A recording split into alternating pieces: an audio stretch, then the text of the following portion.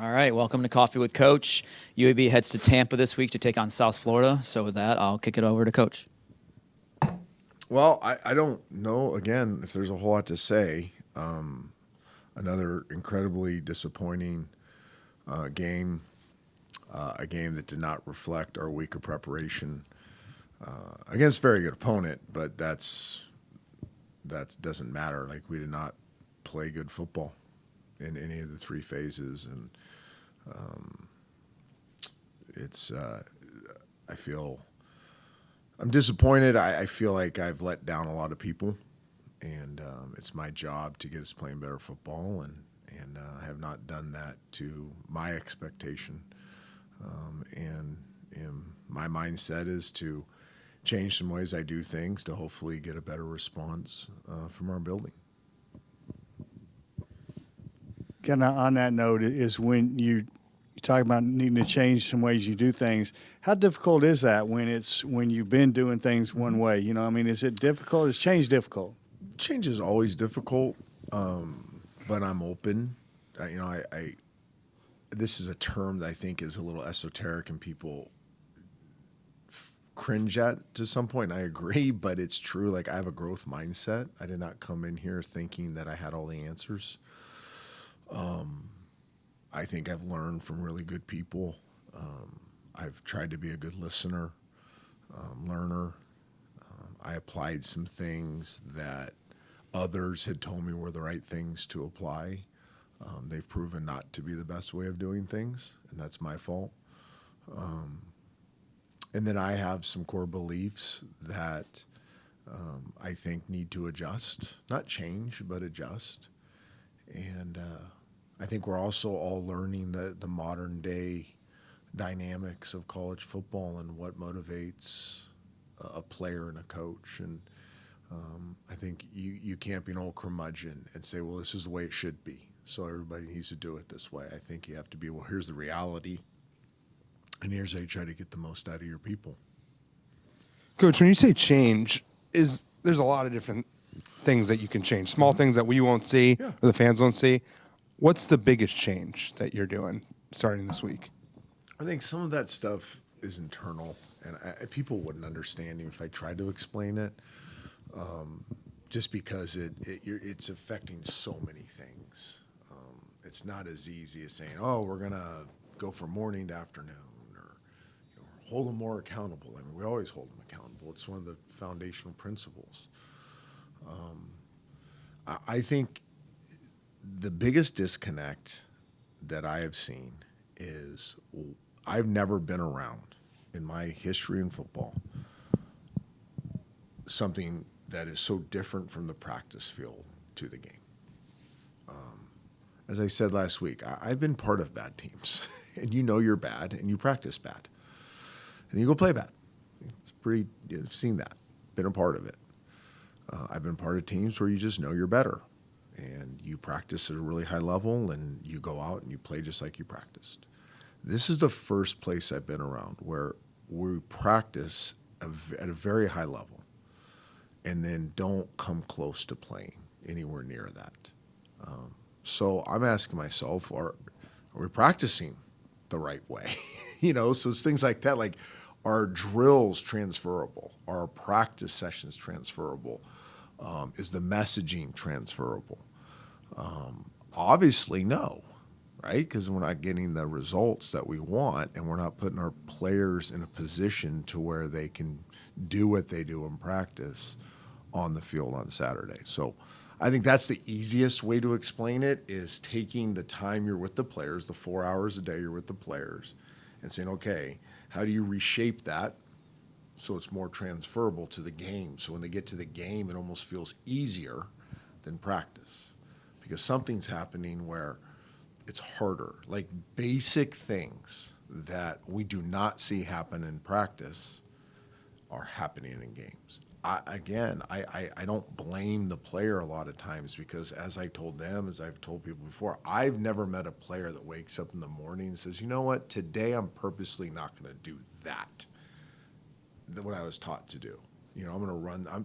Today I'm going to choose to miss a tackle. Today I'm going to choose to miss a blocking assignment. Today I'm going to choose to drop a football. Today I'm going to choose to make the wrong read. Like, I don't believe players do that. So if they're making those mistakes, but they're not making them in practice, then it's my job to make sure we change how we practice.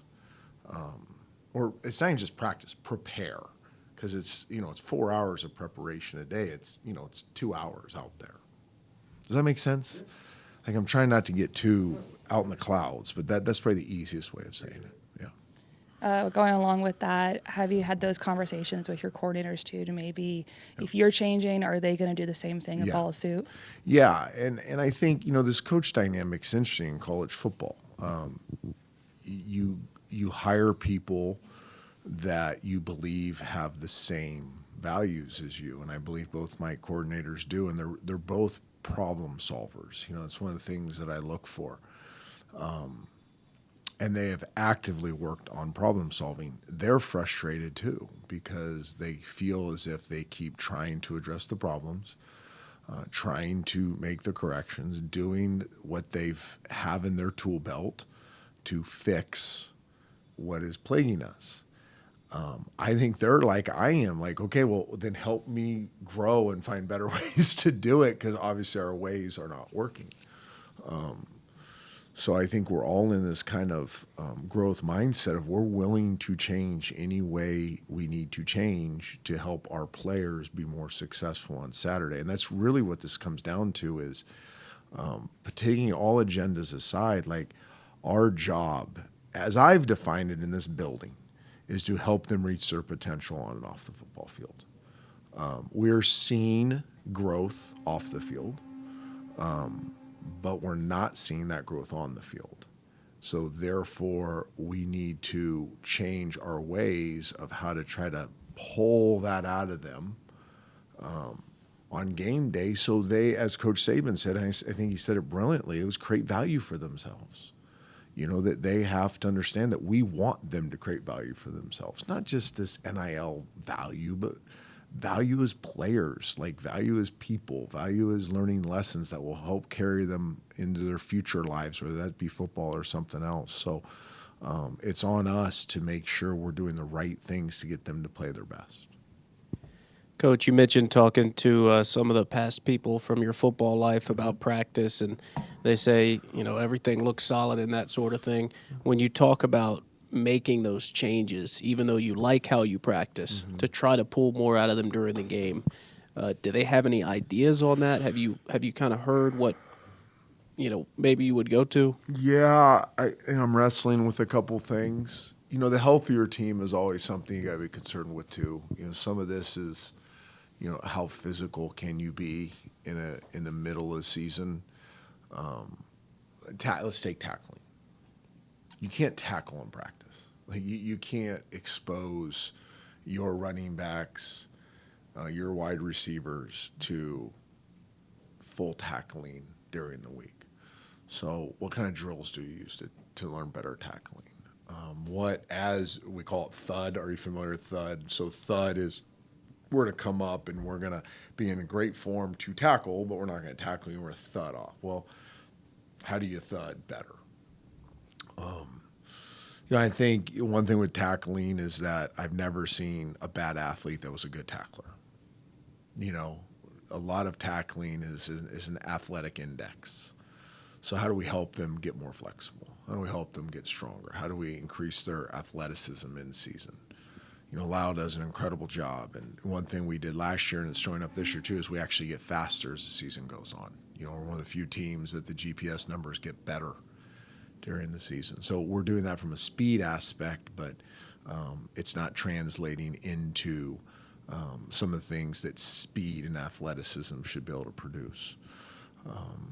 So that's, obviously we're racking our brains on that. I'm looking through data. I'm talking to coach. I'm literally trying to turn over every stone there is to try to fix this.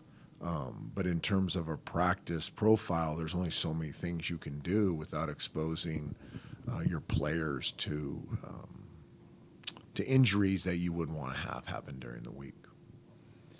How much in games sometimes it seems like something bad happens early, whether it be a drop pass, a key penalty, a missed tackle, whatever it may be, and it sort of sets a tone type of thing.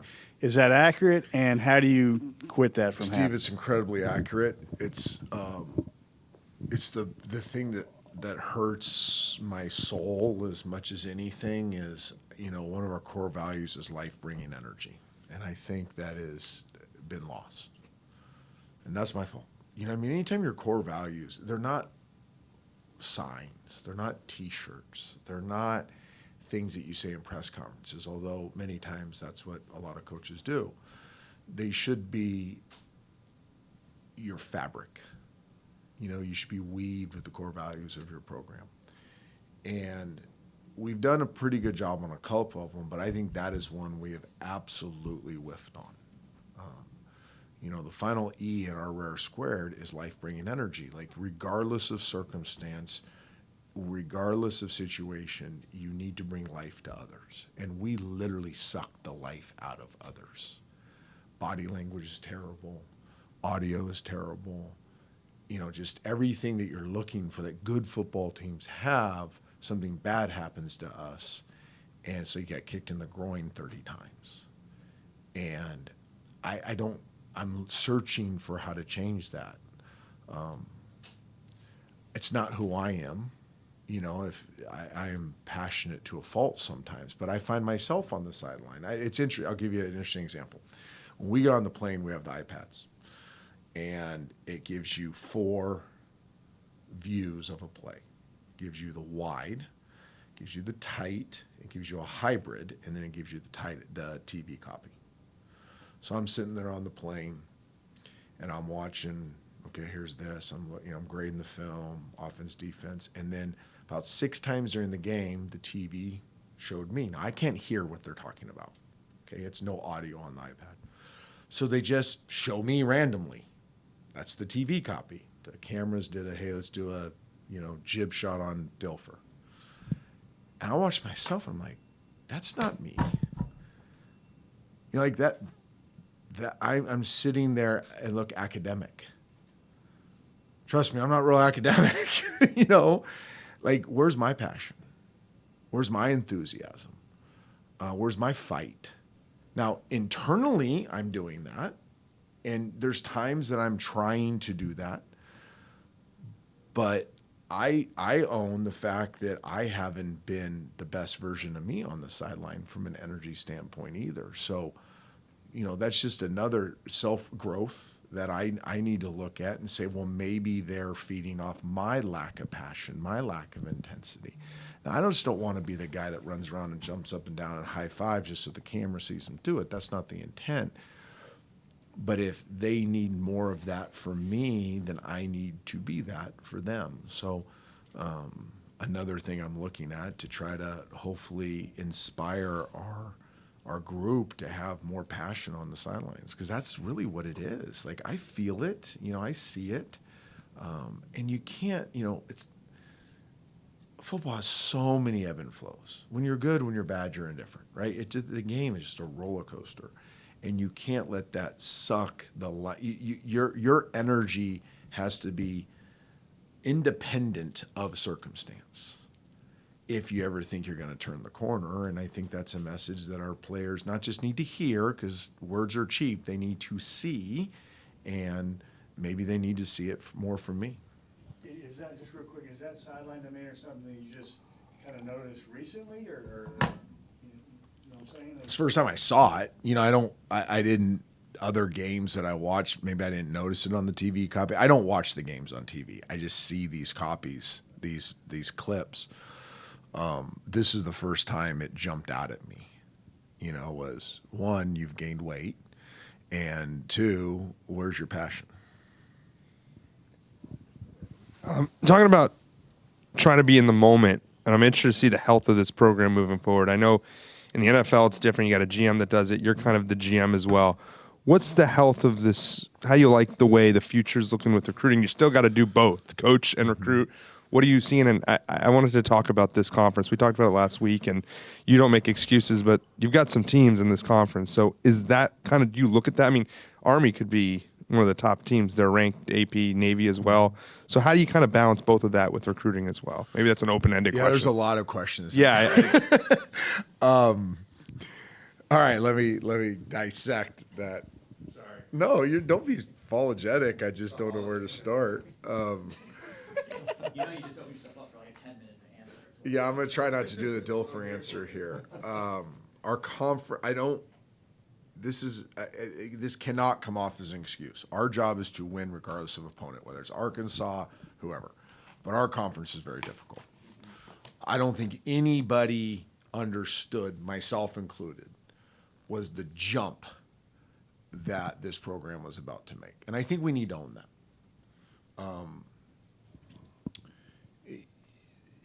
It is the level of coaching, resources, players is exponentially better than the other. I'm not even going to say a name, but other G5 conferences. So I think that has been eye-opening. You know, the person that said it in the building before anybody else was Mort, you know, who just come from Alabama. Yeah. But he understood that the gap isn't as big as everybody thought it was. And he warned us. And we listened. It's not like we came into this thing thinking, oh, we're going to run. That was never the approach. We were very realistic of what a rebuild looks like. But it has been eye-opening how good some of these teams are and how well coached they are. So that's one. That's the conference answer. How do I feel about recruiting? I think we're in a tough situation recruiting. I think it's very hard to compete in an NIL landscape that others have millions of dollars, right? So that's going to be one issue is can you compete at that level? And I'm not really that's uncomfortable for me to talk about because I don't know what our future is there. And I've been grateful for the little that we've had to this point. But we may be in a position where we're recruiting my majority of high school players and playing young players on a consistent basis. When your record is what it is, you know, kids want to be part of a winner, and I understand that. So I think relationships again and connecting with the kid and trying to get them to understand the vision, the core values, how they'll be treated, the level of coaching and development they'll get here. It has to be communicated constantly. And it's very difficult to do while you're reeling and trying to find solutions on how to turn the season around. So it is a very delicate balance. This is about as honest as I can get. You know me, I'm not going to feed you lines of BS. How big is the you if you don't have the money? Hey, I know you brought like Dungeon. Yeah. That's not a price tag. Yeah, I don't listen. My brand is not very big. Let's be real. You know, it's not. You're not sitting here talking to Prime. You know, you're talking to a guy that nobody, not one player we recruit, knows anything about anything I've accomplished in football. The Elite 11 is probably the thing they know more than anything else. My relationships, my networks, I think are valuable to our building, but I don't think they're valuable in recruiting. Again, I don't think that's what a young person is looking for. I think the right kind of one of our ODs, you know, what we call our dudes, needs to value connection, needs to value relationship, needs to value growth, you know, opportunity to get a great education, be treated well, valued. You know, I think that's a big thing we talk about is there's different forms of value besides economic value. They'll be valued. They have to value that. That has to be part of what they're looking for and what their parents are looking for. If they're looking for money, if they're looking for, you know, something that is not process driven, journey driven, then it's going to be hard to recruit that player. Sticking with the conference here, looking at South Florida, what stands out about them, and then what can you say about their head coach, Alex Well, they're Golish? wildly talented. Alex is tremendous coach, tremendous. I think he will be a Power 4 coach very soon. His reputation's impeccable. He's a great teacher. He's a great leader. He's hired good people. They've recruited their tails off. They've invested a lot in recruiting, and it shows. So they're very talented. They're not playing their best football. They'll be the first to say it. They've lost one of the best players in the conference, which is hard to move on from. So, you know, it's definitely watching them on tape. And again, you see some plays against Memphis Tulane that, you know, that both those games could have been very different. They're in position to make plays. They just didn't make them. So I'm sure that's his messaging is, hey, we're there. Like, we just got to make the plays. So a lot like what we say week in and week out. So I think it's a great challenge, but it's two teams that aren't playing very well going against each other, and one of us has to find a way to play well. What are your conversations like with Jalen being thrown into this situation? And how are you maybe using your experience to coach him through some adversity? I do that a lot, and going back to what I talked about myself, I do justify a little bit my lack of maybe called enthusiasm on the sideline because I was trying to teach so much through the moment. Jalen specifically, with, hey, I've been in these moments. You know, you got to learn how to play in these games too. Not every game is going to be simple. These are hard games to play in when it's a must-pass game almost every down, when defenses are giving you different looks and you worked in practice, because we give practice looks and base in an even game, you know, and defenses change when they have big leads. So, you know, there's a lot of education, learning how to play in that type of game, a lot of teaching, a lot of understanding what he was going through. You know, one thing I always try to do is put myself in the quarterback's shoes, be like, listen, I've lived this. I bet you I know what you're going through, both mentally and what your eyes are seeing. Tell me if I'm right on this.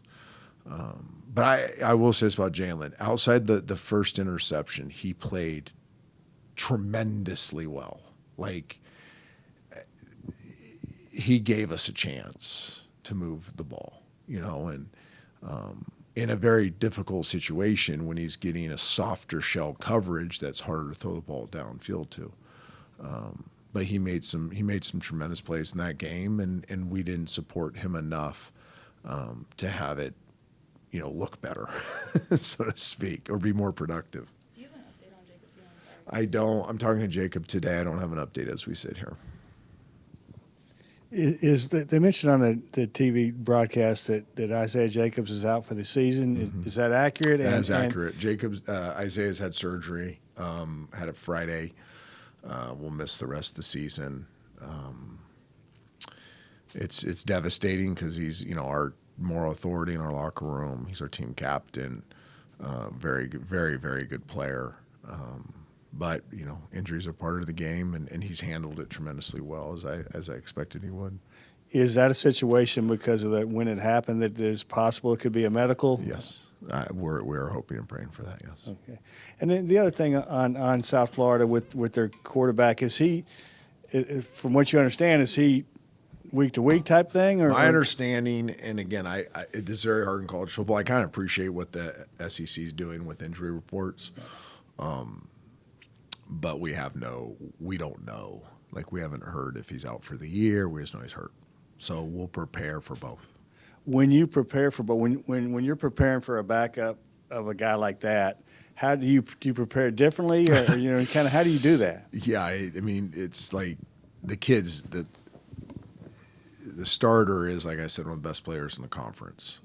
He has the ability to do everything, so you have to prepare for everything. Now, the backup is a talented kid. I'm not saying he's not talented. He just hasn't played as much. It'd be like the same preparing for Jalen. Like, you watch the talent, like, wow, but, you know, he's had 2 starts in 4 years. So, yeah, it's a challenge to prepare for both guys. 2-part I know that you love those, or Ted loves those. When you land in Tampa, Raymond James. Yeah. Little throwback. I know you want to focus on the game, Yeah. but that and then with the hurricane, did anything? Is it all systems go at Raymond James? Yeah, I think number one, I do think it's our responsibility to make sure people in Tampa understand that the gravity of what they're going through is far greater than a football game. I think hopefully Raymond James will be some sort of escape for what's going on. One of the first things I did as Milton approached was reach out to Alex Golish and just make sure him and his people were good and safe. I think he appreciated that. We have a lot of friends still in Tampa. Checked in with them. My wife's done a great job of just making sure she's checking in with all of our folks there.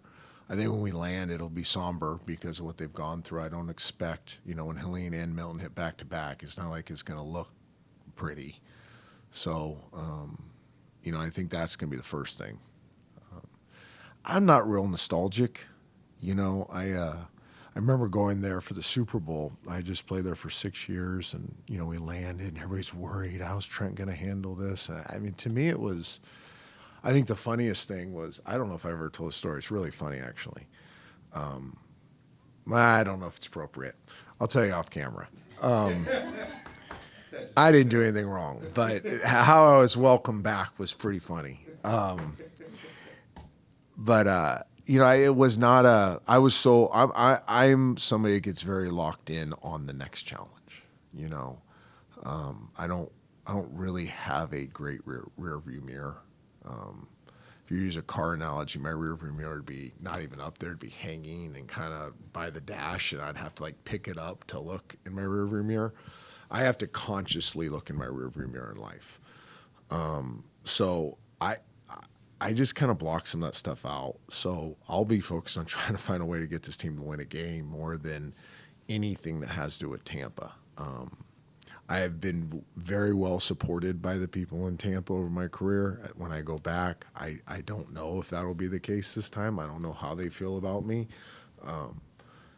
As a coach, I don't think many people feel real good about me as a coach. So that'll be interesting. But my experiences in Tampa, call them 5, 6, 7 times since I played there, have all been very positive. Interesting story. When we played in the Super Bowl, we were in the home locker room, and I had my same locker for the Super Bowl that I had for the 3 years I was in Raymond James for home games. So that was weird. That was weird to walk in Super Bowl Sunday to my locker, and it was my locker from the year before, my exact locker. Really? Yes. And I don't know if our equipment guys did it, but I remember sitting there going, I'm putting on white for that game, white and purple, and I had just spent, we'd only been in that stadium for I think 3 of my years in Tampa, but say, man, just last year or a year ago, I was sitting in this locker getting ready to play a home game for the Bucs. So you won it there. I didn't know Yeah, that. we won it there. Yeah, that's where it was. But I didn't know what city it was. Yeah, That's cool. it was crazy. That was a crazy experience.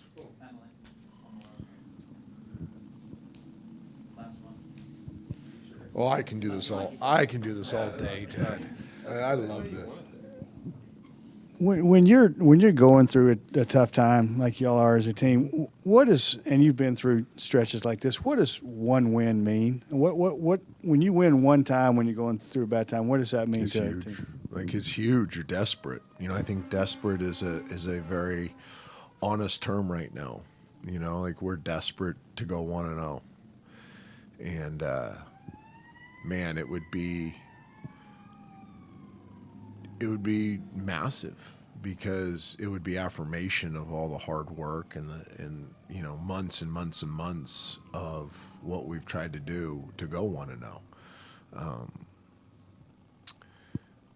So yeah, I try to reflect. I try not to use too much of my playing stuff because I don't know if it's all relevant, but I do remember being 1-6. You might want to fact check me here. 1-6, I believe, in Tampa in '96. And then I can't remember who we beat, but it was okay, this does work. Everything Coach Dungy's been saying does work. Now we've just experienced 2 years of it not working, But the one time it worked, you're like, oh, okay. Like, this is how we do it. And we ended up winning, I think, 5 of our last 6, or again, you can fact check me there, and launched us to a wildly successful 97 season. I was talking to Jeff Tedford last night, and, you know, they were 1-4, he said, in one of his last years, in one of the Jake Hainer years at Fresno. And they ended up winning 14 in a row after that. He goes, but it started with the first one. You know, like, it was just a grind and a fight and pulling teeth and you know, just making sure they understood that there's still hope there. And you win 1. You don't win 14 in a row. You win 1. You know, and then you start linking those chain links together. And I think that's what we're looking for. We're looking for the first link. You know, we're looking for the first link, and that's all we can really hope on. All right, appreciate you guys.